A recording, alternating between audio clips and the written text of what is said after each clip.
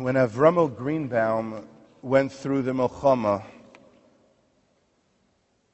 here in Europe, he lost his entire family. And bitter with everything, he came to America and really, to a large degree, deliberately moved to a place as far away from any semblance of Judaism as he could, a certain city in Alabama. Not exactly a hotbed of Yiddishkeit. State. And he went to a city in Alabama. He married a Jewish woman, and he did that coincidentally, and they had 2 children. When his son Jeffrey turned 13, Avramo Greenbaum was no longer Avramo Greenbaum. The name, the identity, it wasn't there. It was Aron Green. Aron Green said, I'm not giving 13-year-old Jeffrey a bar mitzvah, but I have the means. I will buy him something OTC off the charts. He takes him to a large mall in the region. Jeffrey, 13, bar mitzvah, it's something, we don't keep it, but listen. And he takes him into an electronics store and says, whatever you want. The finest gadget, it's yours, Aron Green tells his son. He looks around, but he's really, really not focused, because on the other side of the mall, maybe where those windows are beyond the door, is an antique store, and the kid can't stop. He's fixated, like in a trance with that store. Like the owner and Aron Green are trying to tell the kid and their son, like, here, get the gift, happy bar mitzvah, let's get something. And the kid's like in a trance. I don't want anything from this store. I want to go to the antique store. The father apologizes to the owner. I'm sorry, I don't know what got into my kid. They go to the store. Jeffrey is still staring. He walks into the store, looks around, and finds a menorah and says, that's what I want for my bar mitzvah. You're kidding me? You could have had anything in the other store, like the latest gadgets, a menorah. And by the way, it wasn't a silver menorah. It wasn't anything. It was like a wooden menorah that was put together. That?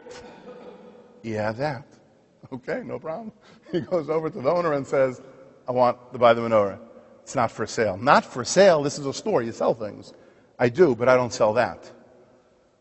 You're not selling the menorah? He says, listen, maybe you don't understand. I'll offer you, couldn't believe the words got out of his mouth, I'll offer you $10,000 for the menorah. Not selling it. Let me tell you why. It was actually, I found out the history of it. It's not any old menorah. There was a man who constructed it during the war. Took him months to gather up the wood. Took him months to gather up the wood during the Holocaust. And he built this wooden menorah. It survived, but he didn't. That's a pretty big deal. So, if a menorah survived, but the man and his family didn't, I'm keeping the menorah. And the kid is like, Dad, I want that menorah. The father sweetens the pot by a few $1,000s, and I guess that did the trick, and the store owner said, okay, there it is, it's your menorah. They go home. It's his bar mitzvah. And what does he get? He gets the wooden menorah. My father says, I paid a mini fortune. Please be very careful with it and make sure I'm in. Fine. Kid goes upstairs, uses it for a few days. A couple days later, the parents are downstairs in the kitchen and they hear like a crash and then like a start to wail. They run upstairs. Jeffrey, what happened? The menorah had broke and it was fallen and shattered into pieces on the floor. That was about $15,000. The father did yell at his son. But then he realized, like, what am I yelling for? I can't take back what happened. So he says, listen, let me be a good father. He sits down on the floor with his son, 13-year-old Jeffrey. Let's try to put it back together again. The two of them try. It's absolutely hopeless. It won't go. It won't work. But he does notice, it's strange, that in one of the wooden pieces, it's somewhat split into two, and there's a piece of paper, parchment, almost like that, that's stuck in that menorah. He takes a utensil, pries it open, and at that point, he reads the note to himself. First, it starts by tears welling up in his eyes, Aron Green, that is, and then he faints. And he's not revived so quickly. The family tries again and again to revive their father, Aron Green. Finally, he regains his composure. They water the face.